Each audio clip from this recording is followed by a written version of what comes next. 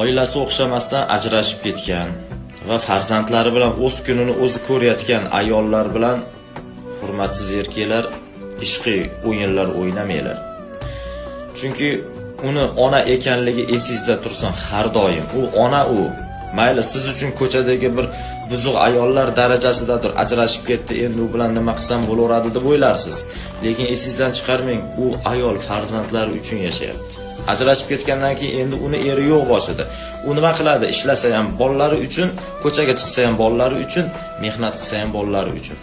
Endi bir erkakka u ayol imkoniyat bergan bo'lsa, bilingki, bu juda uzoq o'ylangan ish. Farzandimga ota kerak deydi. So'g'imda menga suyanchiq bo'ladi deydi. Menga himoyachi bo'ladi yolg'iz ayol boshimga deydi. Mana shu narsalarni o'ylab chiqib, u bir erkakka ishonch bildiradi-da, u erkak zoti nima qiladi keyin? Yarim yo'lda tashlab ketadi. Bu juda xunuk narsa bu.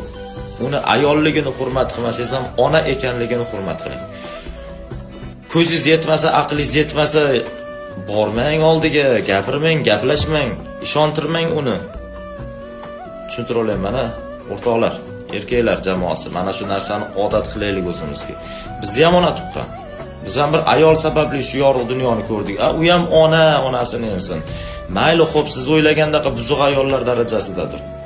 Lekin ona ekanligini, farzandlari uchun yashayotganini ozgina inobatga olib, hayotiga kirib keldingizmi, endi chiqib ketishdan ozgina uyaling. Shunchaki chiqib ketishdan uyaling.